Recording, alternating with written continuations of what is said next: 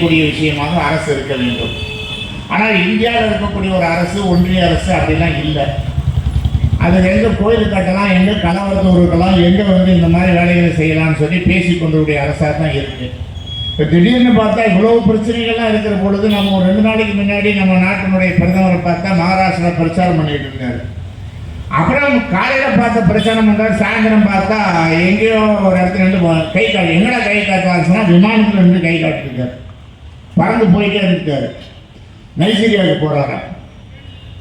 அவங்க என்ன செய்தி என்ன எழுதுறாங்கன்னா, இந்திய வரலாற்றில் முதலாக ஒரு பிரதமர் நைஜீரியாவுக்கு செல்கிறார். இவர் எந்த ஊருக்கெல்லாம் செல்றாரோ அதெல்லாம் முதலாக செல்றது தான். காரணம் என்னன்னா, இந்தியாவில் எந்த பிரதமரும் இப்படி ஊர் சுத்தினதே கிடையாது. ஏன்னா அவங்க இந்தியாவுக்கு பிரதமராக இருந்தாங்க. இந்தியாவில இருந்து இந்திய நாட்டு மக்கள் பிரச்சனையை கவனிச்சுட்டு இருந்தாங்க. முதல்ல அவுட் சோர்சிங் பிரதமர் நமக்கு இவர் தான். இந்த ஐடியில் இருக்கும் பாருங்க, அவுட் சோர்சிங்னு. அமெரிக்காவில் நம்ம ஊர்ல இருந்து வேலை செய்வான். இவர் நம்ம ஊருக்காக வெளிநாட்டுல வேலை செஞ்சுருக்கார், கை காட்டிட்டு போயிட்டே இருக்கார். அதோட பத்திரிகை செய்தி அது நம்ம நாட்டு மக்களுடைய பிரச்சனைகளை பற்றி அதை பேசுவதற்கோ அதை தீர்ப்பதற்கான முயற்சியில நாள் செலவு பண்றதே கிடையாது. அப்ப அப்படிப்பட்ட அரசு இருக்கிற பொழுது அதுக்களுடைய நிர்வாகம் எப்படி இருக்கும், அது மாநகராட்சி வரைக்கும் வட்டம் வரைக்கும் எப்படி இருக்குன்றதை பார்த்துக்கிறோங்க. ஏன்னா நம்ம இவ்வளவு பிரச்சனைகளை சொன்னாலும் முக்கியமான பிரச்சனை எது, டிவியில எல்லாம் என்ன வருது, சாக்கடை வரி பிரச்சனை, அதுக்கப்புறம் ஜிஎஸ்டி வரி எல்லாம் பேசுறேன்.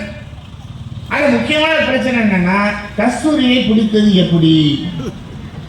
பத்திரிகையில எந்த பத்திரிகை எடுத்துக்கிட்டாலும் சரி கஸ்தூரி வேட்டை தான். எல்லா டிவி சேனல்லையும் அந்த அம்மா பாருங்க, அது ஏதோ பேசுறதா போய் ஆந்திரால தெலுங்கு பேசிட்டு அங்கே போய் பதுங்கி இவன் போடுறான் செய்தி எல்லாத்துலயும். கஸ்தூரி பதுங்கி கொண்டார். என்னையா பதுங்கிட்டாரு செய்தி. நமக்கெல்லாம் என்னன்னு சொன்னா அந்த சொரிச்சு விட்டா மாதிரியே இருக்குது ஒருத்தருக்கும். எல்லாம் உட்காந்து படிக்கல.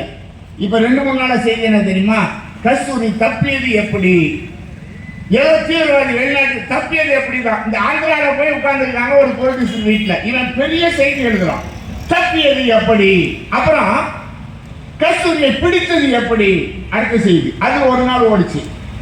வேற பொழப்பே கிடையாது. இதே பார்த்து நம்மால படுத்துறான், சாக்கடைக்கு அடிச்சுது, இல்லைன்னா தண்ணி வர மாட்டேங்குது, தப்பியது எப்படி, பிடித்தது எப்படி, செய்தி போறாங்களாம். கஸ்தூரி ஒரு ப்ரொடியூசர் வீட்டுள் கதவை தாப்பால் போட்டு இழுத்து கொண்டார், சுற்றி வளைத்தது போலீஸ். இந்த சிவராசன் ராஜீவ் காந்தி அவனை கூட இப்படி சுற்றி வளைக்கல, சுற்றி வளைத்தது செய்தி போடுறான். சுற்றி வளைத்ததான் நம்மால டீ கடையில் உட்கார்ந்து பேசினுங்கிறாங்களாம், சுற்றி வளைத்தது. அதுக்கப்புறம் கதவை திறக்க மறுத்தார். அதுக்கப்புறம் போலீஸ் இதெல்லாம் எழுதிட்டே இருக்கான், விரிவான கட்டுரை. இப்போ ஒரு சொன்னார அந்த ஒரு என்ன பிரச்சனை, ஒரு புத்தோட பயன்படுத்துறது எவனும் எழுதவே மாட்டான், அதை எழுதினா எவன் படிப்பான். அதுக்கப்புறம் போலீஸ் சொல்லிச்சான், நீங்கள் கதவை திறக்கிறீர்களா நாங்கள் உடைக்கட்டுமா. உடனே கதவை திறந்தார்.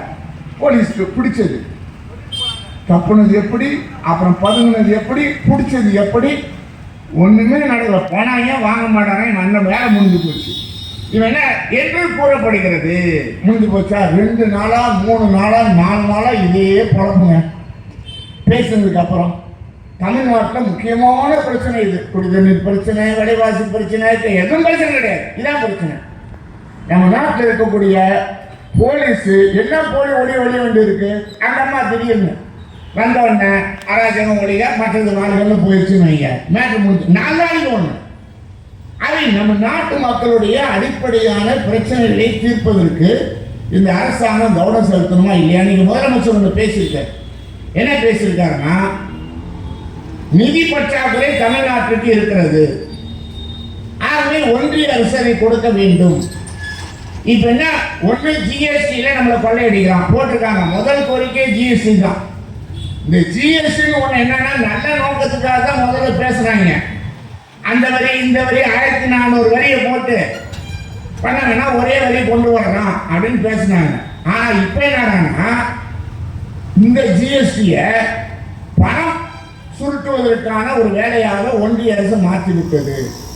எத்தனை லட்சம் கோடி இந்த ஜிஎஸ்டி வரிக்கு மேல இந்த பாஜக ஆட்சிக்கு வந்து இந்த செஸ்ன்னு ஒரு வரி போடுறான். செஸ்ன்னு அதாவது ஏதாவது கல்விக்கு 2%, அதுக்கப்புறம் சர்ச்சார்ஜ் ஒன்று போடுறோம். இதுல மட்டும் இந்த பிஜேபி இந்த ஒரு 5 ஆண்டு காலத்துல 5 லட்சம் கோடிக்கு மேல எடுத்துட்டோம். மாநிலத்துக்கு தான் கொடுக்க மாட்டாங்க. அதுக்கு மேல ஜிஎஸ்டி வருஷம் வருஷம் அது ஏறிக்கிட்டே இருக்கு. எல்லாத்தையும் ஜிஎஸ்டி. அதனால தான் நீங்க பாத்தீங்கன்னா அரிசிக்கு ஜிஎஸ்டி போட்ட ஒரே அரசாங்கம் இதுதான், மோடி தான். அரிசி கோதுமைக்கு போட்டாரா, அரிசி போட்டு சாப்பிட்ற பொருளுக்கெல்லாம் ஜிஎஸ்டி போட்டார். அது அந்த ஜிஎஸ்டி வரியில மாநிலத்துக்கு இப்ப நீங்க சொன்னாரு நல்ல கோரிக்கை வச்சிருக்காங்க. கடைக்கு போடக்கூடியது கடைக்கு, அதாவது ஏற்கனவே கடைக்கு அந்த கடையோ வீடோ ஒரு கடை கட்டுறாருன்னா அதுக்கெல்லாம் சொத்து வரி கட்டியிருப்பாரு, எல்லா வரையும் கட்டியிருப்பாரு. அதுக்கப்புறம் ட்ரைனேஜ் கட்டுவாரு, அப்புறம் கரண்ட் எல்லா வரையும் கட்டிடுவாங்க. ராஜராஜ சோழனே பரவாயில்ல போடுது. 2 வாசல் வச்சா வரி போட்டான், 2 வாசல் வச்சா வரி, வீட்டுக்கு சுண்ணாம்பு அடிச்சா வரி, கூடைய முன்னாடி இருந்தா வரி. அவன் வரி தான் சுத்தமா. இப்ப நமக்கு என்னன்னா அதே வரி தான் சொன்னார் தண்டபாணி. இப்ப 2 லட்சம் ரூபாய் கொடுத்து என்ன கனெக்ஷன் வாங்குறான்? ஆமா 2 லட்சம் ரூபாய். அதுக்கு பாதாள சாக்கடை, பாதாள சாக்கடை ட்ரைனேஜ், சாப்பிடுற அரிசிக்கு வரி, அதுக்கப்புறம் பேடுற அதுக்கு வரி. ஸ்பெஷலிஸ்ட் இந்த மாதிரி கண்டுபிடிக்கிறது அரசாங்கம் தெளிவா இருக்கும். அதாவது எப்படி மொனமாரித்தனம் பண்றது, எப்படி மக்களை வந்து கொள்ளையடிக்கிறதுல பயங்கர கேடிங்களா இருக்காங்க. கண்டுபிடிச்சு போட்டுட்டே இருக்கோம். அப்ப என்ன சொன்னா அதுக்கு வரி. இது எல்லா வரியும் கட்டின பிற்பாடு அதுக்கப்புறம் வாடகை கொடுத்தா இவர் ஏற்கனவே பலருக்கும் வரி போட்டு தான் வாங்கிட்டு வந்திருப்பாரு கடைக்கு, அதுக்கெல்லாம் வரி கட்டிடுவாரு. அதுக்கு மேல நீங்க வந்து வாடகை கொடுத்தா அதுல 18% வரினா அப்படி எல்லாத்தையும் வரி போட்டோம். அப்ப இந்த அளவுக்கு வரி போட்டு வாங்குறீங்க, மாநிலத்துக்கு கொடுக்கலன்னா கொடுக்கணும். மாநிலத்துல இருந்து வர வேண்டிய வரியை மாநிலத்துக்கு கொடுக்காமல் அப்படியே கொள்ளையடிச்சுட்டு போறாங்க. இதோட நிர்மலா சீதாராமன் பேசிட்டே இருக்கு. அப்ப அப்படி கொள்ளையடிக்கக்கூடிய வரிகளை கொடுக்கணும்னு மாநிலத்துல இருந்து கேட்டா கொடுக்க மாட்டாங்க. இன்னொன்னு என்ன, திட்ட கமிஷன் நிதி ஆயோக்னு வச்சுட்டான். அப்ப அதுக்கப்புறம் 14வது நிதி ஆணையம் திட்ட கமிஷன். திட்டத்துல நிதி கொடுக்குறாங்கன்னா கொடுக்குற மொத்த வரி இருந்து வசூல் பண்றான். ஜிஎஸ்டி விட்டுருங்க, வருவாய் மருந்து ஒன்றிய அரசு வசூல் பண்றோம்.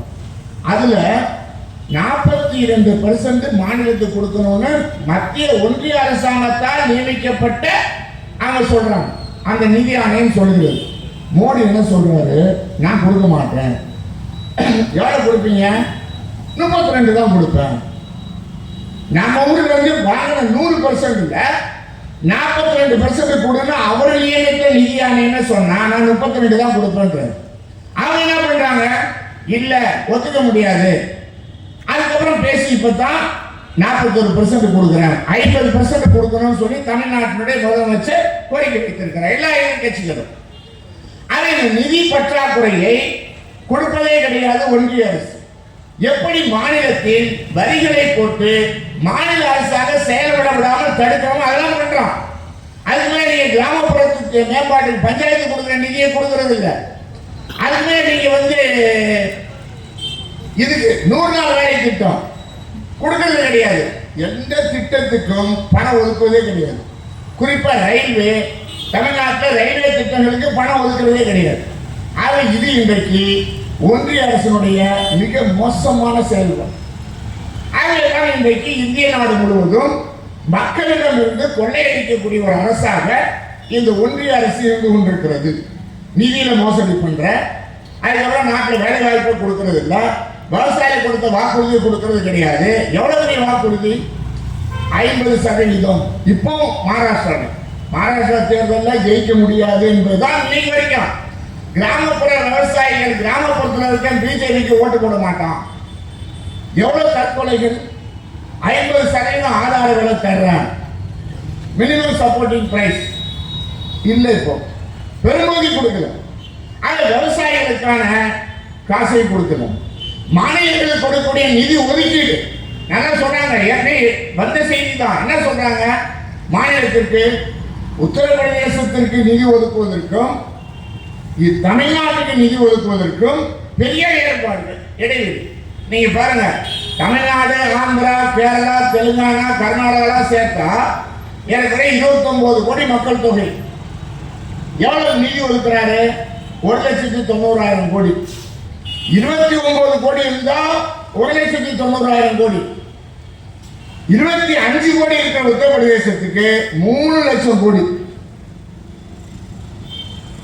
அப்ப எந்த அளவுக்கு மாநிலங்களை மோசம் செய்வது? இப்படித்தான் விவசாயிகள் பிரச்சனைகளை, இப்படிதான் எல்லாத்திலுமே பேரிடர் நிவாரண இடத்திலையும் இப்படி கொள்ளையடிக்கக்கூடிய ஒரு அரசாக இது மாறி இருக்கிறது. ஆகவேதான் இன்னைக்கு தமிழகத்தில் செய்யக்கூடிய துரோகத்தை நம்ம கேட்கிறோம். இன்னொரு கூட என்ன, வேலையில்லா திண்டாட்டம் அதிகமாகிக் கொண்டே இருக்கிறது, விலைவாசி அதிகமாகிக் கொண்டே இருக்கிறது. விலைவாசில இன்னைக்கு 32% உணவுப் பொருட்களுடைய விலை ஏறி இருக்கிறது. வாங்க முடியல, சாப்பிட முடியல. அப்படிப்பட்ட ஒரு நிலைமை என்பது இன்னைக்கு உருவாகி இருக்கிறதுனால நீங்க எந்த அளவுக்கு நீங்க மக்கள் வாழ முடியும்? ஆகவே இப்படிப்பட்ட விலைவாசி உயர்வாக இருந்தாலும் வேலையில்லா திண்டாட்டம், வேலையில்லா வருஷத்துக்கு நாங்கள் எத்தனை கோடி பேருக்கு வேலை கொடுப்போம்? 2 கோடி பேர் கொடுக்கல.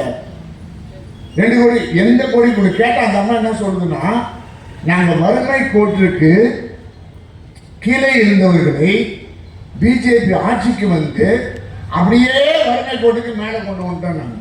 நம்ம மேல பார்த்தோம்னா மோடி தான் பர்மனன்ட் இருக்கு, கீழே வந்து இருக்கு.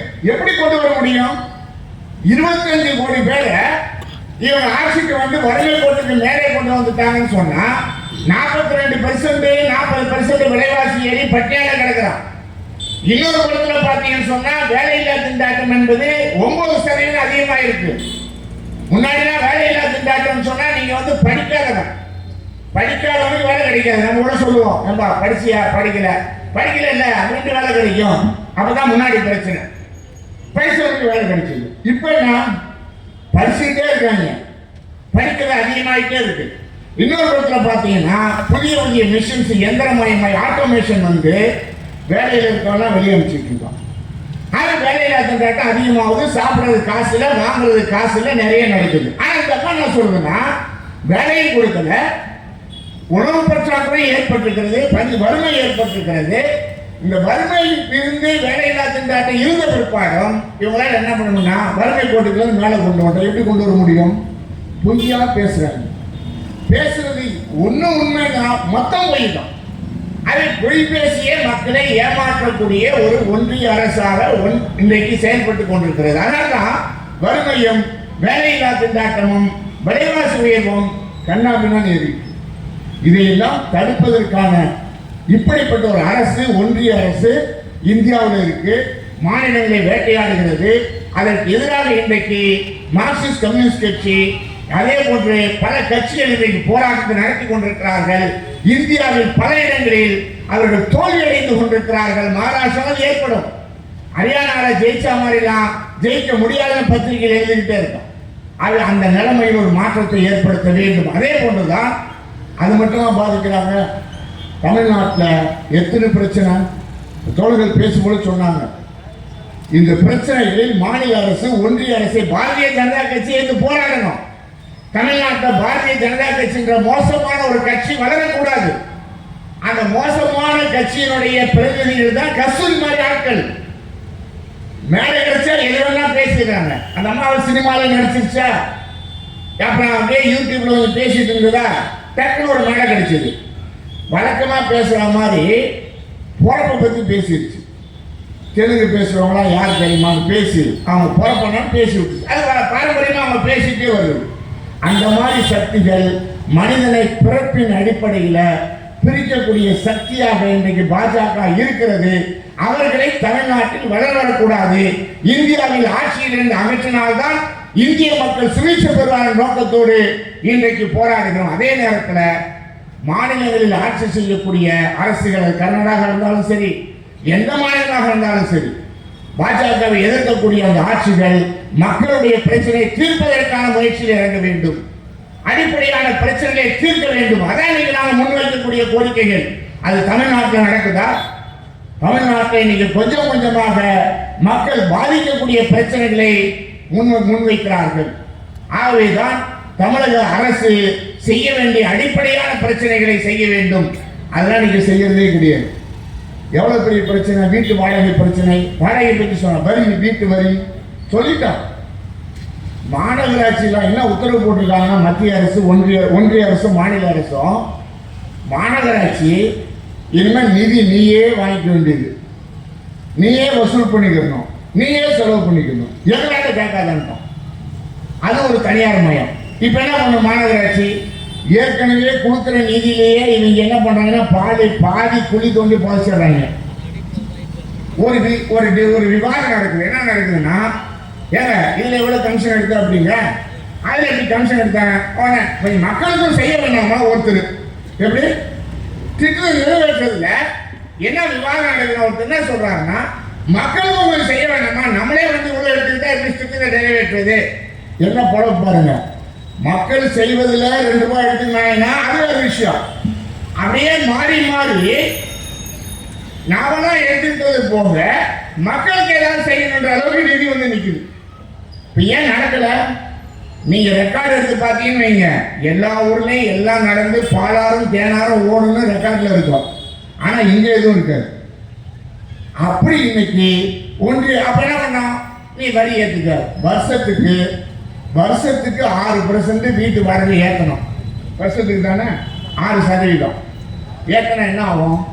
சரி ஏற்கிற கடன் வேணும்னா நீ உலக வங்கிட்டு வாங்கி, எந்த வங்கிட்டுனா வாங்கிக்க, நீ வாங்கு, நீ நிறைவேற்று, நீ என்ன பண்றன்னு சொன்னா திரும்பி கட்டிக்க. யாரு திறமையா இருக்கானோ அவன் வரி வசூல் அதிகமா பண்ணிக்க. அப்படியே வரி போட மாட்டான். இது ஒன்றிய. அப்ப நாங்க என்ன கேட்கிறோம்னா, எதுக்கு மாநில அரசு இருக்கணும், எதுக்கு ஒன்றிய அரசு இருக்கணும், எதுக்கு மாநகராட்சின்னு வச்சுக்கிட்டு அதுக்கப்புறம் அதுக்கான நீ நிர்வாகம் வச்சுக்கிட்டு மாநிலத்துக்கு ஒரு அமைச்சர் விட்டுரு. ஏற்கனவே நீங்க சூறையாடிட்டு இருக்காங்க. ஒரு வீட்டுக்கு முன்னாடி செங்கல் போட்டுனா பிரச்சனை, ஒரு வீட்டுக்கு முன்னாடி மண்ணு ஓட்டினா பிரச்சனை, ஒரு வீடு ஒண்ணுமே இருக்காது, வந்து பேசுனாலே முடிஞ்சு போச்சு. இது எனக்கு நடக்கிற விஷயமா இருக்கு. அதுக்கப்புறம் என்ன பிரச்சனைனா, வரியே நீ வசூல் பண்ணிக்கணும். நீங்க வெள்ளக்காரனால வரியா தானே இருக்கும் இந்த அரசாங்கம். அப்படின்னா என்ன பண்ண, பிரிட்டிஷ்காரன் அவன் யாரையும் வரி வசூல் பண்ண மாட்டான். ஜமீன்தார் இல்லாட்டி இன்னொரு வரிமுறை, தஞ்சாவூர்ல ஒரு முறை, வட இந்தியாவில் ஒரு முறை, தென்னிந்தியாவில் தென் மாவட்டங்களில் ஒரு வரிமுறை. ஜமீன்தார்ட்ட கொடுத்துருவான், பாளையக்காரர்கிட்ட கொடுத்துருவான். அவர் வரி வசூல் பண்ணி அவர் கேட்கறத கொடுத்துட்டு மீதி இவர் எடுத்துக்குவார். அவன் 100 ரூபானா இவர் 200 ரூபா வசூல் பண்ணுவார். 100 ரூபா கொடுத்து 100 ரூபா. இந்த சிஸ்டத்துக்கு எதுக்கு நீங்க கொண்டு வர அரசாங்கம் இருக்கணும்? எதுக்கு ஓட்டு போடணும்? மாநிலத்துக்கு ஒரு ஓட்டு, ஒன்றியத்துக்கு ஒரு ஓட்டு, இதுக்கெல்லாம் ஒரு ஓட்டு. இதுல வேற மோடிக்கு இப்ப கஷ்டம். என்ன கஷ்டம்னா, இது எதுக்கு ஓட்டு, ஒரே ஓட்டா போட்டுரு, ஒரே நாடு ஒரே தேர்தல். அவர் அறிவிச்சுட்டு ஒரே நாடு ஒரே தேர்தல். ஒரு பார்லிமெண்ட் தேர்தலையே 2 மாசம் நடத்தினுக்கிறாங்க.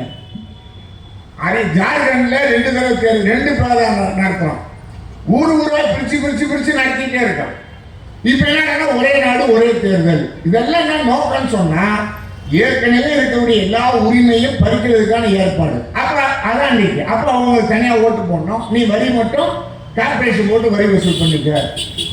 1000 ரூபாய் இருந்தா அடுத்த வருஷம் நீ அப்படியே 6% ஏற்றி தான் வாங்கணும். நாங்கள் என்ன கேட்குறோம்னு சொன்னால், வரி வாங்கிக்க. எந்த ரோடாவது ஒழுங்கா இருக்கா? எந்த ரோட்லையாவது மின்சார கம்பம் ஒழுங்கா இருக்கா? தெருக்கல்ல சொன்ன மாதிரி தண்ணி கொடுக்க முடியாதா? அது சொன்னாரு, கவலைப்பட்டு தான் சொன்னாரு. தண்ணி என்ன பிரச்சனை? தண்ணி கொடுக்காததுக்கு ரொம்ப நமக்கு என்ன, நல்லா ஊருக்கே தெரியும். நாங்கள் 3/4 இன்ச்சில் கொடுப்போம், அதுக்கப்புறம் மூத்திரம் போடுற குஞ்சு வழியாக கூட கொடுப்போம்ன்றோங்க. தம்மா துண்டு நாங்கள் என்ன போது இந்த இது ஏற்றுவாங்க, திருச்சி ஏற்றுற தண்ணி கொடுப்போம். ஏன்னா முடிஞ்சா பிடிச்சிக்க, நாங்கள் அதுதான் வச்சிருக்கோம் கார்பரேஷனை. எதை வாங்கிக்க? இதில் வாங்கிக்க. கேன் விற்கிறோம், எத்தனை பிஸ்லேட் விற்கிறோம், அப்பா விற்கிறோம், அது விற்கிறோம், இது விற்கிறோம், கேன் விற்கிறோம். எவ்வளோ பெரிய தண்ணி இருக்குது. என்ன ஏன் தண்ணி இல்லைன்னு சொல்ற? நாங்கள் டியூப் இவ்வளோ பெருசு தான். எங்கள் வீட்டுக்கு எங்களுக்கு கமிஷன் டியூப் பெருசு. அது பாதாள சாக்கடை மாதிரி இருக்கும். தண்ணி ஒரு 8 ரூபாய் தம்மா துண்டு வச்சுக்க. அப்படி வெளியில தண்ணிகளை வியாபாரம் ஒரு நாளைக்கு எத்தனை லட்சம் கேன் இருக்கு தெரியுமா? தண்ணியில சென்னையில லட்சக்கணக்கான கேன், லட்சக்கணக்கான பாட்டில் எல்லாமே. அதாவது வியாபாரத்துக்கு போறோம் குடிக்கலாம், வெளியூர் போறோம் வாங்கி குடிக்கலாம். வீட்டில் இருக்க பாருங்க, வீட்டில் அன்றாட வேலைக்கு கேன்ல தண்ணி வாங்குற அளவுக்கு மாத்திட்டாங்கன்னா எவ்வளவு பெரிய கவர்மெண்டா இருக்கும் பார்த்துக்கிறோம் குடிக்கிறதுக்கு. அப்புறம் பல இடங்களில் தண்ணி கீழே கெட்டு போச்சுன்னா இந்த இடத்துல அரசாங்கம் தண்ணியே கொடுக்காம நீ 6% தண்ணிக்கு வரி போடுற, 6% ஏற்கனவே அப்படி சரியா இருக்கும். அது இப்படி ஒரு கொடுமைக்கார கேட்ட வரி அரசாங்கம் தான். மோடி வரி போடுறாரு, மாநிலத்தில் இந்த வரியை தடுப்பதற்கான முயற்சி இல்லை. அதை எடுத்து கேட்கணும். இது கொண்டு வந்தது மோடி தான், ஒன்றிய அரசு தான். நாங்க ஏற்றுக்கொள்ள மாட்டோம். கேரளாவில் போட்டா தீர்மானம் போடுங்க, கேரளாவில் போட்ட மாதிரி முடியாது அப்படின்னு சொல்ல வேண்டியது. அப்படியே சுற்றறிக்கை அனுப்பிச்சு எல்லா மாநகராட்சியும் தூக்கி சுத்திட்டு இருக்காங்க. எனக்கு இவ்வளவு வந்தா தான் இவ்வளவு செய்ய முடியும். அன்றாட நம்ம பார்த்துக்கிட்டே இருக்கோம். இன்னைக்கு ஒரு விஷயத்தை நான் பேசிக்கிட்டே இருந்தேன் ஒரு மின்சாரத்துறை அதிகாரிகிட்ட. இந்த இடத்துல மாற்றணுங்க, மின் கம்பத்தை மாற்றலாம் சார், அவரு மாற்றலாம் சார் நம்மகிட்ட கேட்குறாரு. மாற்றிடலாம் மாற்றலாம், ஏங்க நீங்க தான் மாற்றணும். அதான் நீங்க சொன்னீங்கன்னா மாற்றிடலாம். என்னடா கொஞ்ச நேரம் புரியல. நீங்க சொன்னீங்கன்னா மாற்றிடலாம், நாங்க தான் மாற்றி சொல்லித்தானே கம்ப்ளைண்ட் பண்ணியிருக்கோம். என்ன சார் நீங்க சொல்லுங்க சார் மாற்றிடலாம். என்ன விஷயம்? நம்ம துட்டு கொடுக்கணுமா? கவர்மெண்ட் போஸ்ட், கவர்மெண்ட் எல்லாமே இருக்கு. இது புது வியாபாரம். அப்போ உங்களுக்கு எப்படி நம்ம நாட்டில் இருக்கக்கூடிய மாநகராட்சி அதை சார்ந்த நிர்வாகம் எல்லாம் இப்படி மக்களை கொள்ளையடிப்பது சொன்னா இதை மாநில அரசு அனுமதிக்கலாமா? மக்களுடைய நலன் கருத செய்வீங்க நீங்க. ஆகவே இதுதான் மார்க்சிஸ்ட் கம்யூனிஸ்ட் கட்சி. மக்களுடைய அடிப்படையான தேவை குடிநீர் பிரச்சனை, வீட்டு வாடகை பிரச்சனை நீங்க இந்த மாதிரி ஏற்கக்கூடாது. ஆகவே ரொம்ப நீங்க அதே மாதிரி சாலை வசதி எவ்வளவு காசு நீங்க எவ்வளவு நான் என்ன கேட்கறேன்னு சொன்னா, இப்ப வந்து ஹைவேஸ்ல டோல் இருக்கு, ஏராளமான டோல் இருக்கு. ஒவ்வொரு டோல்லையும் அவன் போடுற ரோடு, அவன் வச்சுக்கிற ஏற்பாடு, அவன் பண்ற செலவு விட 500 மடங்கு லாபம் கிடைக்குது. அதை விட அதிகம். நானே கம்மியா குத்து மதிப்பா சொல்றேன். அந்த காசு எங்க போகுது? வேற ஊருக்கு ரோடு போடணும். எதுக்கு அந்த காசு வாங்கி என்ன பண்ணணும்? அப்படி வரக்கூடிய வருமானத்தை அதிக வருமானம் குறைவா இருக்கக்கூடிய மக்கள் வாழக்கூடிய பகுதிக்கு செலவழிக்கணுமா இல்லையா? அதுல கொள்ளையடிச்சவன் போயிட்டே இருக்கும். இப்ப இங்க வந்து தனியார் ரோடுகள் போடாம அப்படியே போடுறது தனியார்கிட்ட விட ஆரம்பிக்கலாம். தனியார்கிட்ட விடுவிடுவது, ரோடு சாலை போடுவது. அப்போ இன்னைக்கு மாநகராட்சியினுடைய இந்த வீட்டு வரி என்பது மிகப்பெரிய கொடுமையான விஷயம். அதை தடுத்து நிறுத்த வேண்டும். அதே மாதிரி சென்னையில எல்லாருக்குமே குடி தண்ணீர் கொடுக்க முடியும், குழாய் மூலம் கொடுக்க முடியும். எவ்வளவோ தொழில்நுட்பம் இருக்கு, என்னென்னவோ பண்றாங்க. அதை பண்ணலாம், இதை பண்ணலாம், டிஜிட்டல். அந்த குழாயில தண்ணி கொடுக்க முடியாதா? கொடுக்க முடியும். ஏன் கொடுக்கல? ஏன் கொடுக்கலன்னு சொன்னா, நீங்க வந்து இதெல்லாம் நீங்க வியாபாரம் நடத்துற எல்லாத்துக்கும் நீங்க என்ன பண்ண சொன்னா, சின்ன தொழில் வியாபாரி அதுல பிரச்சனை. பெரிய பெரிய மந்திரிகள், பெரிய பெரிய முதலாளிகள் இந்த தண்ணீரை விற்பனை செய்வது, கொள்ளையடி, அதனால கொடுக்கறது இல்லை. லேட்டு கொடுத்துருவான். இது வாங்குற வரைக்கும் வாங்கட்டும், முடியாத கம்மியா தண்ணி குடிச்சிருக்கு, அவ்வளவுதான். இது பஸ் இருக்கு, இதை தனியாருக்கு விடுற மாநகராட்சிய, தண்ணீரை தனியாருக்கு விட்ட பஸ் இருக்கு. பார்த்தீங்கன்னா ஏராளமான ஆம்னி பஸ் போகுது திருவிழா காலத்தில். ஒவ்வொரு காலத்திலும் மந்திரி அறிவிச்சுன்னு இருப்பார், நாங்கள் தீவிரமாக நடவடிக்கை எடுப்போம். அப்படியே போய் ஒரு ரவுண்டு வருவாங்க. முன்னாடி கோயம்பேடு, இப்போ கிளாம்பாக்கம், இடம் தான் மாறி இருக்கு தவிர மேட்டர் மாற மாட்டேங்குது. அறிவிப்பு அப்படியே இருக்கு, நாங்கள் தீவிரமாக நடவடிக்கை எடுப்போம், பறக்கும் படை அமைத்திருக்கிறோம், பதிலும் படை அமைத்திருக்கிறோம். எல்லாம் அறிவிப்பு அப்படியே இதே மாதிரி தான். இதுக்கு முன்னாடி அறிவிச்சார், அதுக்கு முன்னாடி அறிவிச்சார், அதுக்கு முன்னாடி அறிவிச்சாங்க. பஸ்ல 4000 ரூபாயிலிருந்து துட்டு மட்டும் வாங்க மாட்டேங்குது. திருச்சிக்கு போனாலும் திருநெல்வேலி போனாலும் 6000 7000. ஃப்ளைட்ல கூட ஒரு காலத்தில் டிக்கெட் இப்படி இல்லைங்க. அவனை கேட்ட அவன் என்ன சொல்றான்னா, எப்போம்மா கொடுக்குற? இப்போ தானே கொடுக்குற, கொடுன்றான். மந்திரி என்ன சொல்றோம், எப்போ ஏன் ஆள் இல்லாம ஏன் பஸ் ஓட்டுற? அவர் போட்ட முதலீடுக்கெல்லாம் திருவிழா காலங்களில் மாற்றம் பாரு, அவனை போட்டு அமுக்கிறது. இது என்ன கவர்மெண்ட் வெக்கமா? என்ன காரணம்? இதெல்லாம் இது சொந்தக்காரங்க எல்லாம் அதிகாரத்தில் ஆட்சியில் இருக்காங்க. ஆட்சியில் இருப்பான், இல்லைன்னா ஷேர் ஹோல்டராக இருப்பான். அறிவிப்பு மட்டும் ஜனங்கள் பாவம், ஐயோ என்னப்பா அரசாங்கம் எவ்வளவு முயற்சி பண்றான்பா, முடியல. எப்படி எல்லாத்தையும் நம்மளால கருத்து பேசி அரசாங்கம் எவ்வளவு முயற்சி பண்றான், முயற்சினால அரசாங்கம் நடிக்கிறான், எடுக்க முடியாதா? கஸ்தூரி பதிகீரி மட்டும் பிடிக்க முடியுது, ஒன்றும் பிடிக்க முடியலையா? அதுக்கு மட்டும் பயங்கரமா எழுதுறாங்க, எல்லாத்தையும் பிடிக்க முடியும். இது ஏன் குறைக்க முடியல? எவ்வளவு மோசம். அதனால சொல்றோம், தனியாருக்கு தாரை வார்த்தை, தனியாருக்கு போய் தாரை வார்த்தை காசு எடுக்கிறது, அவ்வளவுதான். அவங்க ஆசையா? அது எதுக்கு? நீங்க அரசாங்கத்துக்கு தான் வருமானம் வராது, யாருக்கு? மந்திரிக்கே வருமானம் வராது. ஆகவே தனியார் கூடு, அவன் மிரட்டி கட்டி நம்ம வாங்கிக்கலாம். அதனால நீங்க என்ன பண்றாங்க, போக்குவரத்து பஸ் பணம் போயிட்டு இருக்கோம், 1000 ரூபாய் இலவசம், பெண்கள் போறதுக்கெல்லாம் கரெக்டு. ஆனா தனியார் மயம் ஆகிட்டே இருக்கு. இப்போ 500 பஸ் வரப்போகுது, 500ல் 400 பஸ் பேட்டரி பஸ் வரப்போகுது. விட்டானா கண்ட்ரக்டர் தனி, எல்லாம் தனியாக இருக்கு. அதில் ஏறினா இலவசமும் கிடையாது, எதுவும் கிடையாது, காசு தான். இப்போ நீங்கள் பண்டிகை காலத்தில் அரசாங்கம் கிளாம்பாக்கத்திலிருந்து திருவண்ணாமலைக்கு பஸ் எடுக்கணும், தனியாற்ற விட்டாங்க. அரசாங்க பஸ்ஸை கொடுத்துட்டாக்கா நீ ஓட்டிக்க, அது பஸ்ஸாக வந்து விட்டா 7 கிலோமீட்டருக்கு அதை கொடுத்துரு. இந்த ஆட்டோவில் ஆட்டோ ஓட்ட முடியாத சில பேர் ஆட்டோ வாங்கி வாடகை விடுவாங்கள்ல, டெய்லி ஒரு அமௌண்ட்டு, டெய்லி ஒரு அமௌண்ட். அதனால் இந்த அரசாங்கம் என்ன பண்ணுறாங்கன்னா, ஆட்டோ வாடகை விடுற மாதிரி வாடகை ஆட்டோன்னு எழுதியிருக்கோம். இன்னொரு நாள் அந்த பஸ்ஸுலாம் வாடகை bus sponsored by Tamil Nadu state government, சமூக நீதி, அப்புறம் அந்த மந்திரி சிவசங்கர் தான் அவர் பேர் போட்ட வேண்டியதுதான். ஒரு பஸ்ஸை இயக்க முடியறதுக்கு அதனால காசு கொடுக்குறான். 1 கிலோமீட்டருக்கு காசு கொடுக்குறாரு, 73 ரூபா கொடுக்குறாரு. நம்மளால பஸ் ஓட்டினா, கவர்மெண்ட் ஓட்டினா 60 ரூபா தான் ஆகுது. திருவண்ணாமலைக்கு 1 கிலோமீட்டருக்கு அரசாங்கம் பஸ்ஸை இயக்கினா 60 ரூபா செலவு. தனியார் கிட்ட 73 ரூபாயும் கொடுத்து, அதுக்கு மேல ஒன்று கொடுத்தாம பாருங்க, கிளாம்பாக்கத்தில் கண்டக்டர் தான் அந்த பஸ்ஸுக்கு டிக்கெட் பிடிச்சி கொடுக்கணும். இந்த ஒரு படத்தில் பாடுவோம் பாருங்க, நாகூர் நாகப்பட்டினம் அப்படின்னு பாடுற மாதிரி இந்த கண்டக்டர் திருவண்ணாமலை அந்த மலை இந்த மலைன்னு பாடி பஸ் ஏற்றுனோடனே தனியார் கம்பெனி என்ன பண்ணா, சரிப்பா ஃபுல்லாகிடுச்சு. அந்த முன்னாடி பாரதி பஸ் சர்வீஸ்னு ஒன்று இருந்துச்சு இந்த பக்கம், எனக்கு ஒன்று ஒரு பாரதி பஸ் சர்வீஸ், அதெல்லாம் பயங்கரமாக வச்சுருந்தாங்க. இது எல்லாம் இப்போ என்னன்னா அதை நோக்கி போயிட்டு இருக்க அரசாங்கம். அந்த பாரதி பஸ் சர்வீஸில் 2 பேர் உட்காருங்க, நான் போயிருக்கேன், 2 பேர் உட்காருவாங்கல்ல சீட்டு, நடுவில் 2-4 பஸ்ஸுங்களை தள்ளுவான். நடுவில் டிக்கெட்டு ஃபுல்லாக ஏற்றணும், சம்பளம்லாம் கிடையாது. அந்த முதலாளி கூப்பிட்டு சொல்லிடுவார், என்ன சம்பளம் தெரியுமா, இந்த மாசத்துல எது அதிகமாக கலெக்ஷன், என்னைக்கு அதிகமாக கலெக்ஷன் வருதோ அன்னைக்கு தான் அந்த கலெக்ஷன் பேசிஸில் உனக்கு சம்பளம். அவன் என்ன பண்ணுவான், அந்த மாதம் அந்த சம்பளம் வர்ற அந்த கலெக்ஷன் வர்ற மாதிரி இண்டு எடுத்து சந்து பொங்கல்லாம் உள்ள தள்ளுவான்.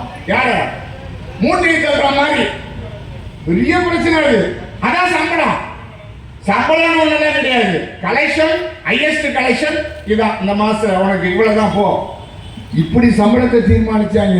ஏறக்குறைய தமிழ்நாடு அரசாங்கமும் பாரதி பஸ் சர்வீஸே பரவாயில்ல ஆக்கிடுவாங்க போல இருக்கு. இப்படி விட்டீங்கன்னு சொன்னா தமிழ்நாட்டில் இன்றைக்கு இந்த போக்குவரத்தை ஆமணி பஸ் ஒரு பக்கம் விடுறது, வசதியான ஆள் இருக்கானா ரேட்டை ஃபிக்ஸ் பண்ண, நாங்கள் விடக்கூடாதுன்னு சொல்லலை, தனியார் பஸ் விடு, ஆமணி பஸ் போட்டோம், படுத்துட்டு போகிறோம் போட்டோம், உட்காந்துட்டு போகிறோம் போட்டோம், போட்டுட்டு போகிறோம் போட்டு, எப்படி வேணா போட்டோம், அது காசை ஃபிக்ஸ் பண்ண. ஏன் நினைச்ச இது ஏன் செய்யலாம்? அரசாங்க விமான கம்பெனி நடத்துறான் பாருங்க, ஏன் தனியார்ட்ட விட்டான்? நம்மளே நடத்தி நம்மளே ரேட்டை கொள்ளையடிச்சா நல்லா இருக்காது, இந்த டாட்டா வச்சுக்க. ஒரிசால ரயில் விபத்து நடந்து போச்சுங்க, எல்லாம் பாதி பேர் ரயில் போல இறங்கிட்டான். அவன் வெறும் கையோட தானே போயிருப்பான், இறங்கிட்டா வர முடியல. சரி கொஞ்சம் பேர் என்ன பண்ணான்னா கொஞ்சம் வசதி இருக்கான் போனான். 3000 ரூபா டிக்கெட்டு அங்கேருந்து இங்கே வர்றதுக்கு. எவ்வளோ காசு போட்டாங்க தெரியுமா? 48,000 ரூபா வாங்கினான். இந்த என்னது எரியிற வீட்டுல புடுங்கிறது லாபம் இருக்குது, அந்த மாதிரி புடுங்குற அரசாங்கமால இருக்கும். அப்படி நீங்க தமிழ்நாட்டில் விழா காலங்களில் மற்ற காலங்களிலும் நீங்க பஸ்ஸை தனியாருக்கு விட்டீங்கன்னு சொன்னா, இப்ப நிரந்தரமாக தனியாருக்கு விட்டீங்கன்னா எப்படி மக்கள் வாழ முடியும்?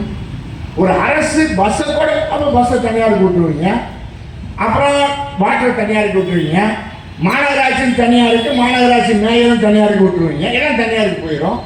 அதுக்கப்புறம் எப்படி ஆல்ரெடி கவுன்சிலர்லாம் பிரைவேட் டிபார்ட்மெண்ட்டில் தான் இருக்கான், சும்மா தான் சுற்றி இருக்கிறாங்க. கவுன்சிலர் ஆகணும்னு ஸ்கார்பியோ காரில் தான் சுற்றுறேன். ஸ்கார்பியோ போய் இப்போ இன்னொன்று வந்துருக்கு, கிரேஸ்டா.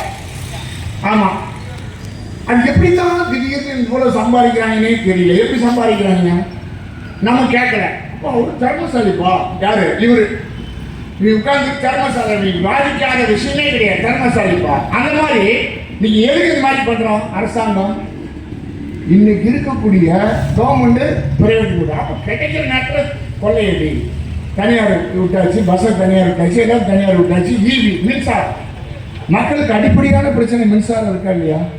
இப்ப என்ன சொல்லிட்டீங்க நீங்க, இந்த டீனர்ல பொருத்திட்டோம் டிஜிட்டல் மீட்டர். நமக்கு பிரச்சனை இல்லை, கரண்ட் காசெல்லாம் கட்டுறாங்க, எவ்வளவு ரேட் ஏற்றுறது? நாங்க என்ன கேட்கிறோம்? மோடி அரசாங்கத்தை எதிர்த்து கொஞ்சம் ஒதுங்க, வண்டி போடுறது ஒதுங்கிங்க. அப்போ உங்களுக்கு என்ன சொன்னா, மின்சார கட்டணம் என்பது கண்மூடித்தனமா நீங்க ஏற்றிருக்கீங்க. அப்ப கண்மூடித்தனமா ஏற்றுறதுக்கு அது என்ன காரணம்? எல்லாம் அதிகமாக செலவாயிடுச்சா? இல்லையே. எந்த அளவுக்கு நீங்க டிஜிட்டல் மீட்டர் கொண்டாந்து பொறுத்துறீங்க. இப்போ டிஜிட்டல் மீட்டர்னா மாசத்துக்கு ஒரு தடவை இனிமேல் நாங்கள் மின்சார கட்டணத்தை வசூலிப்போம் அப்படின்னு சொல்றோம், தேர்தல் வாக்குறுதி. ஏன்னா மாசத்துக்கு ஒரு தடவை மின்சார கட்டணத்தை வசூல் பண்ணணும்னு சொன்னா ஏன் நிறைவேற்றல? எல்லாரும் கேட்கிறாங்க. அப்ப நிறைவேற்றினா நாங்க சொல்றோம், நிறைவேற்றினா குறையும் காசு. இந்த 100 மீட்டருக்கு மேல 100 மீட்டருக்கு மேல போனா அதிகமாகும். பாருங்க, ஒரு அரசாங்கம் 2 மாசம் சேர்த்து வச்சு அமுக்குறது. அப்புறம் 500க்கு மேல போனா இவ்வளோ, 1000க்கு மேல போனா இவ்வளோ. கரெக்ட். மாசம் ஒரு தடவை வசூல் பண்ணு. அப்ப என்ன கணக்கு போடுறோம்? செந்தில் பாலாஜி ஜெயிலுக்கு போயிட்டு திரும்பி அதே ரிப்போர்ட் தான் நினைக்கிறேன், அதே டிபார்ட்மெண்ட். அப்ப மக்களுடைய பணத்தை எப்படி கொள்ளையடிப்பது? போடாத, மாசம் மாசம் கணக்கு போடாத, போட்டா அவன் நமக்கு காசு கம்மியாக கொடுப்பான், அதிகமாக போடு. 400 மீட்டருக்கு மேலே 400க்கு மேலே வந்தால் இவ்வளோ காசு. இந்த ஜனங்கள்கிட்ட காசு பறிக்கிறதுக்காக கரெக்டாக ரூம் போட்டு யோசிச்சு எவ்வளோ பறிக்கலாம்னு முடிவு பண்ணு. அப்போ அப்படிப்பட்ட நிலைமையில இப்போ டிஜிட்டல் மீட்டர் ஓகே வரவேற்கிறோம், துல்லியமாக வரும், கரெக்டு. ஒரு யாரு கிடையாது, அசஸர் வீட்டுக்கு வர, அவர் அப்படியே அசஸர், அவர் பேனாங்கன்னா எடுத்து வருவார், பார்ப்பாரு, மிஷின் போடுவார், கொடுத்து போயிடுவாரு. அவர் காட்டுற ஆட்டம் இருக்கு பாருங்க, எங்க இந்த அசஸர். என்னம்மா எது மீட்டு ஏங்க என்னங்க அதெல்லாம் பேசாத.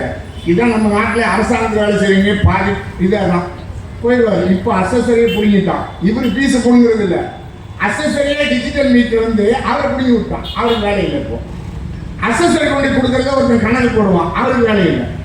என்ன பண்ணா டீனர்ல 1,10,000 மீட்டரு டிஜிட்டல் மீட்டர் அம்பானி பொருத்திட்டார், சாரி அதானி பொருத்திட்டார். 200 மீட்டருக்கு ஒரு சென்டர் பாக்ஸ், அதாவது மதர் போர்டு. கரெக்டா நம்ம 2 மாசம் நைட்டு 12 மணிக்கு கரண்ட் கட் ஆயிடும். 12:10க்கு நீங்க தூங்கி எழுந்திரிச்சு என்னடா பவர் கட் ஆயிடுச்சுன்னு பார்த்தீங்கன்னா மீட்டர் ஓடாது.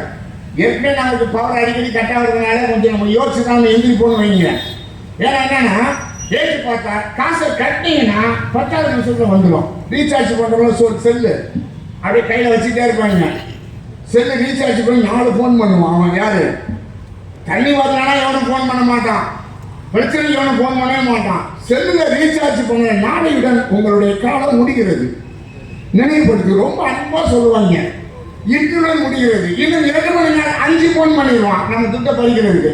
ஏதோ வேற வழி இல்லாமல் பண்ணிடுவாரு. 10 ரூபாய்க்கு பண்ணுவாரு வைங்க, பாவப்பட்டாலும் 10 ரூபாய்க்கு பண்ணுவாரு. அப்புறம் மீதி பேர் பண்ணிடுவோம். அதே மாதிரி நீங்க கட்டணும்னா 10 ரூபாய் கட்டினா உடனே வந்துடும் டாப்பம். அதே மாதிரி இப்போ மீட்ரு நீங்க கட்டணும்னு உடனே கனெக்ஷன் ஆகிடும். இப்போ அதானிகிட்ட கான்ட்ராக்ட் விட்டாங்க 27,000 கோடி. அதானி தமிழ்நாடு முழுவதும் டிஜிட்டல் மீட்டர் பொறுத்துறாரு. என்ன ஆகும்? பொறுத்திடுவோம். அடுத்து எல்லாம் முடிச்ச பிற்பாடு அறிவிப்பு என்ன? இனிமேல் ப்ரீபெய்டு தான் கரண்ட், போஸ்ட் பெய்டு கிடையாது. எது?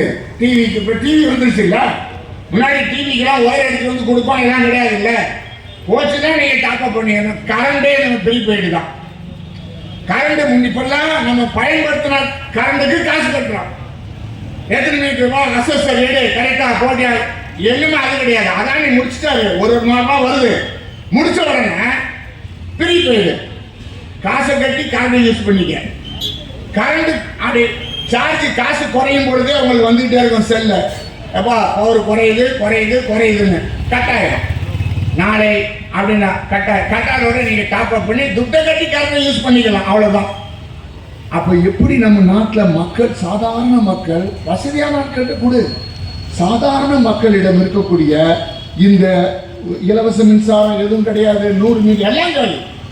அப்படி இன்னைக்கு கொள்ளையடிக்கக்கூடிய முறையில் தனியாருக்கு விட்டீங்கன்னு சொன்னால் பஸ்ஸு தனியாக இருக்குது, கரண்ட் தனியாக இருக்குது, அதுக்கப்புறம் நீங்கள் தண்ணி தனியாக இருக்குது, கடைசியில் பைத்தியக்கார ஹாஸ்பிட்டலே தனியாருக்கு விட்டாங்கப்பா.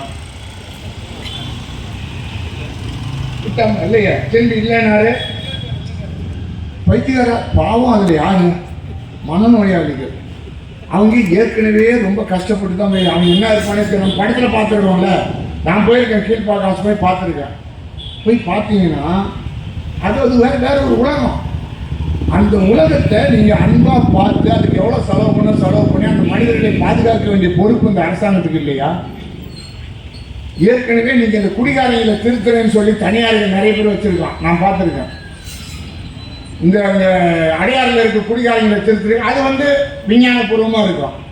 இவங்க நாட்டு வைத்தியமாக இதுக்கு பேர். அப்படி உள்ளே கொண்டு போய் ஒருத்தனை அதுக்கு 10,000 ரூபா ஃபீஸ் வாங்குவாங்க.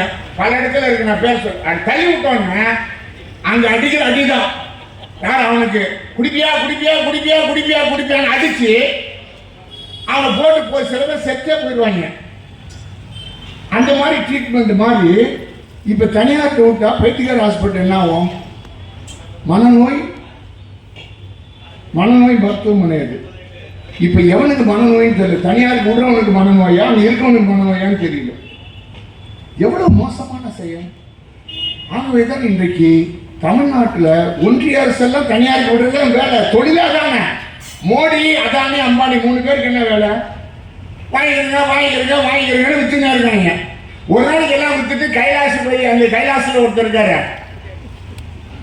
ஆமா நித்யானந்தா, அவர் மாதிரி நீங்க வித்தி வாங்கிட்டு செட்டில் ஆயிடுவாங்க போல இருக்குது. கடைசி எல்லாத்தையும் விட்டு அது சொல்லியால வந்திருக்காங்க. நம்ம ஊர்ல என்னன்னா ஒரு மாநில அரசு மருத்துவமனை தனியாருக்கு விடக்கூடாது. இன்னைக்கு மருத்துவமனையில் நீங்கள் பார்த்தீங்கன்னு சொன்னால் இன்னைக்கு ஒரு விபத்து நடக்குது, சண்டை பாதுகாப்புலாம் போடணும். நமக்கு எவ்வளோ பெரிய மருத்துவமனை இருக்கு, அதுவே பத்தல. கிண்டி மருத்துவமனை, ஜிஹெச், இதெல்லாம் இன்னைக்கு சிறந்த சேவை செய்து கொண்டிருக்கா இல்லையா? மாநில அரசு அதெல்லாம் இன்னைக்கு நல்ல கவனம் செலுத்தி கொண்டு வர்றாங்க. கொஞ்சமாக ஏன் தனியார் சொல்றீங்க? போற ஒரு அரசு மருத்துவமனையை டெவலப் பண்ணோம். எவ்வளோ மக்கள் தொகை? அப்போ இந்த மக்கள் டெலிவரி பெரிய பிரச்சனை இல்லை. டெலிவரி என்பது பெரிய பிரச்சனை. பல நாடுகளில் குழந்தை பிறக்கும் பொழுது மரண விகிதம் ரொம்ப ரொம்ப குறைவு. 140 கோடி மக்கள் தொகை கொண்டிருக்கக்கூடிய அந்த நாட்டில் மரண விகிதம் ரொம்ப குறைவு. நம்மளோட ரொம்ப குறைவு கேரளாவில். ஆனால் தமிழ்நாட்டில் குழந்தை பிறக்கிற பொழுது இறப்பு என்பது தாயோ சேயோ இறப்பு என்பது அதிகம். அது காரணம் என்னன்னு சொன்னா இந்த மருத்துவமனைகள்லாம் அப்டேட் பண்ணாதான், மேம்படுத்தாத விளைவு தானே. அது இப்படி நீங்க அரசாங்கத்தினுடைய மருத்துவமனைகளை தனியாருக்கு விடாமல், பஸ் அடிப்படையாக மக்கள் பயன்படுத்தக்கூடியதை தனியாருக்கு விடக்கூடிய, இதெல்லாம் தனியாருக்கு விட்டு, ஆனா ஒண்ணு மட்டும் தனியாருக்கு விட மாட்டாங்கப்பா. அது மட்டும் தனியாருக்கு போக மாட்டேன். அது என்னன்னு தெரியல. அதை தனியாருக்கு விட்டா அரசாங்கத்துக்கு வருமானம் போயிடும்.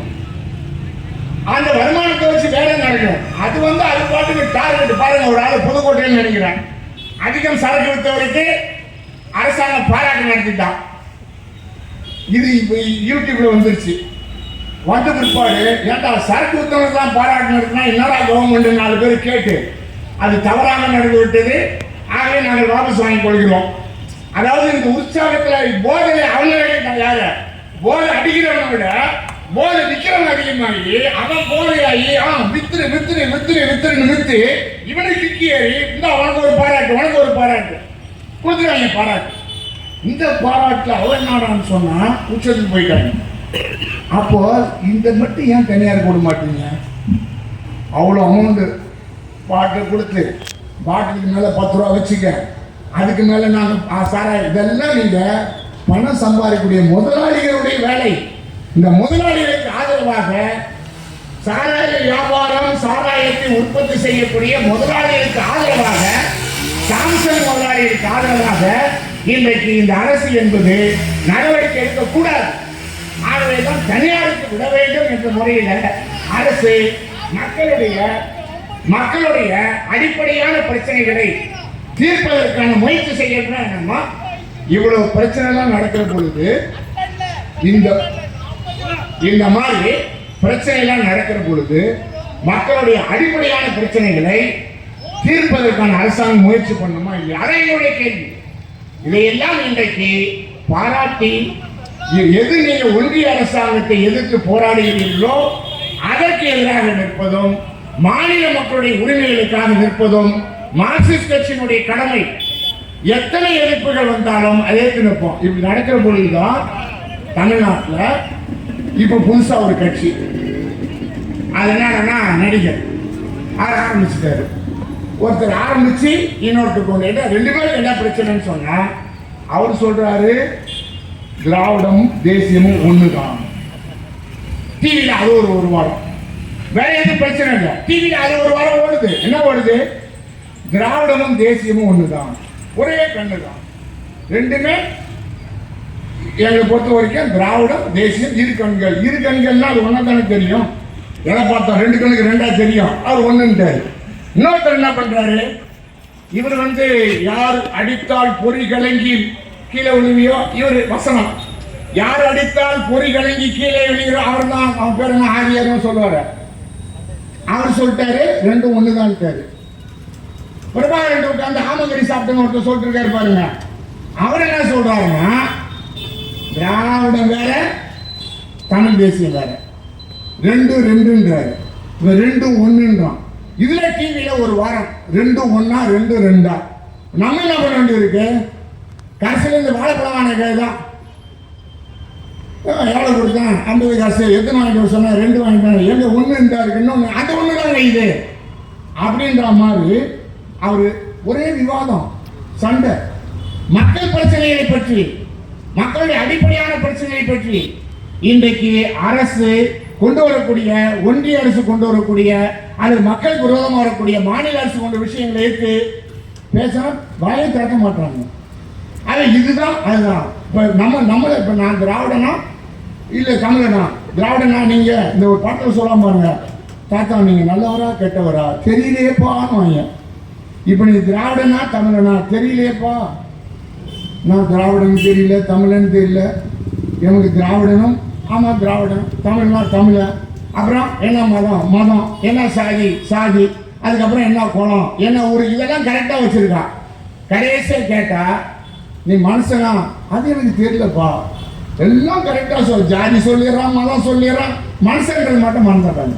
மனுஷன்றதை முதல்ல நிறுத்தாம மக்களை இன்றைக்கு இந்த பிரச்சனைகளுக்கு மாறாக நீங்க அடிப்படை பிரச்சனை விட்டுருக்கு. அவர் விஜய் வந்தா என்ன, சீமான் வந்தா என்ன, வந்தவன் யாரும் பாஜக எதிர்க்க தயாரா இல்லை.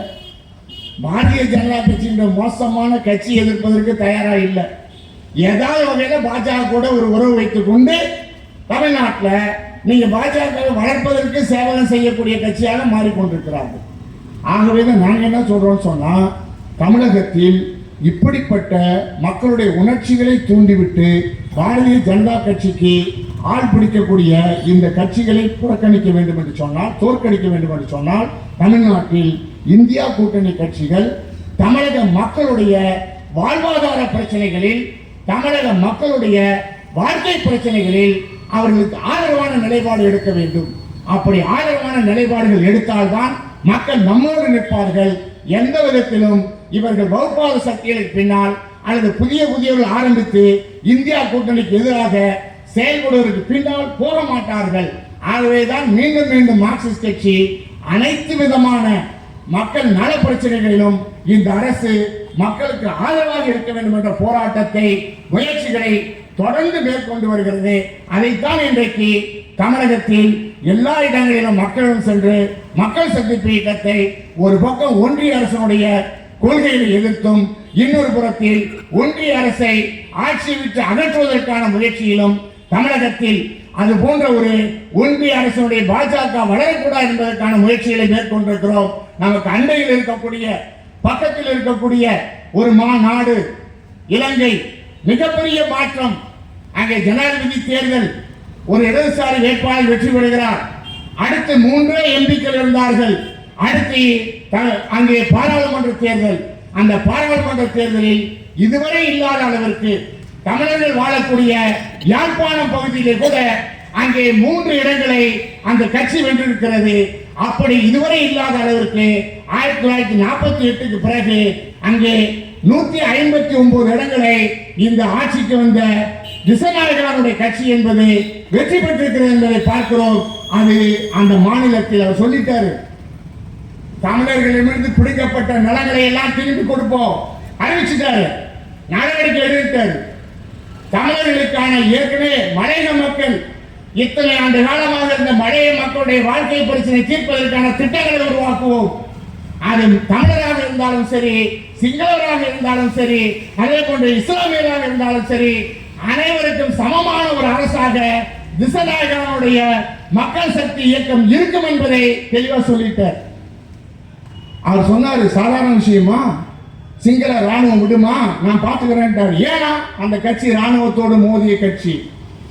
1977 71ஆம் ஆண்டு 80,000 பேர்களை அந்த கட்சியினுடைய உறுப்பினர் சாகடித்தார்கள்.